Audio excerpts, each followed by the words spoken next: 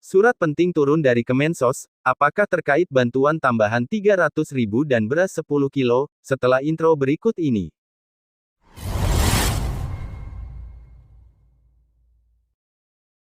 Di beberapa hari ini beredar informasi terkait dengan adanya bantuan ekstra, atau bantuan tambahan untuk di akhir tahun 2022 ini yaitu sebesar 300.000 plus beras 10 kilo.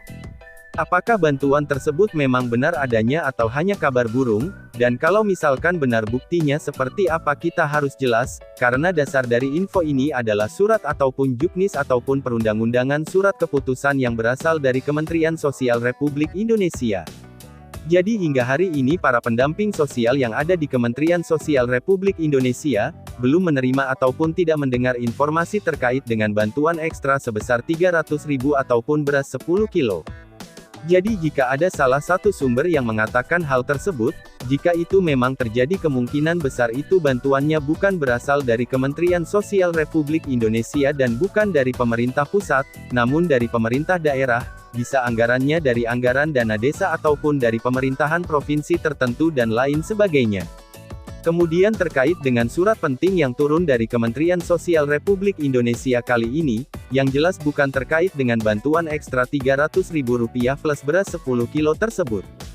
Karena memang bantuan ekstra Rp300.000 plus beras 10 kilo tersebut tidak ada informasi dan keterangan yang resmi dari Kementerian Sosial Republik Indonesia. Terkait dengan surat penting yang turun ini dari Direktorat Jenderal Pemberdayaan Sosial tertanggal 9 November tahun 2022 yang lalu. Kemudian halnya terkait dengan pelaksanaan program terkait dengan bantuan sosial di tahun 2022. Surat ini ditujukan kepada Kepala Dinas Sosial Kabupaten ataupun Kota, jadi tidak semua dinas kabupaten ataupun kota mendapatkan surat ini. Isi suratnya seperti berikut. Berkenaan dengan akan dilaksanakannya program Pahlawan Ekonomi Nusantara atau disingkat dengan PENA tahun 2022 Bid 1B di 19 provinsi 54 kabupaten ataupun kota. Jadi program PENA ini dilaksanakan di 19 provinsi tepatnya di 54 kabupaten ataupun kota di seluruh Indonesia. Sebagaimana terlampir bersama ini kami sampaikan hal-hal sebagai berikut.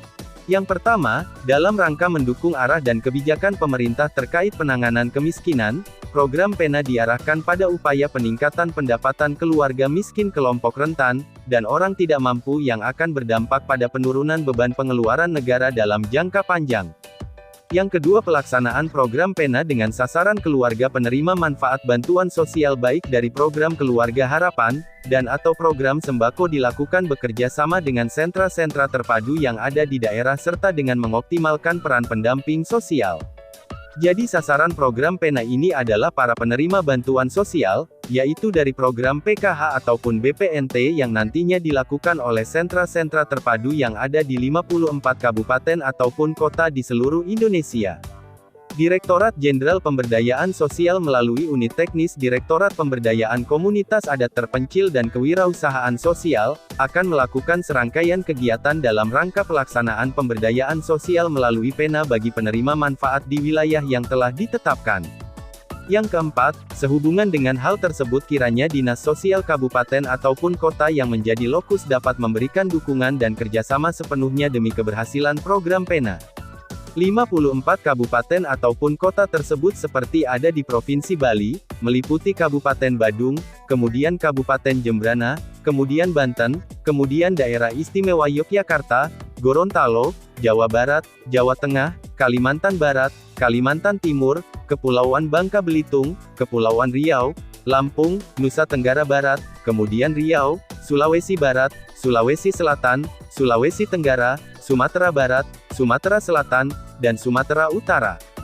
Adapun untuk nominal bantuannya ini kurang lebih sekitaran 6 jutaan.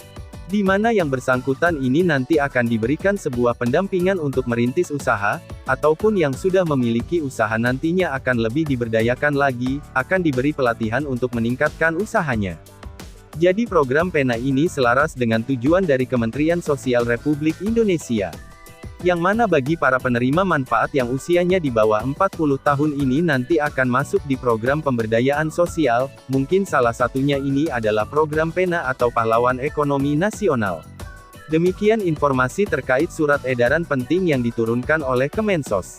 Jangan lupa like, komen, dan subscribe untuk mendapatkan info bansos secara gratis di channel ini.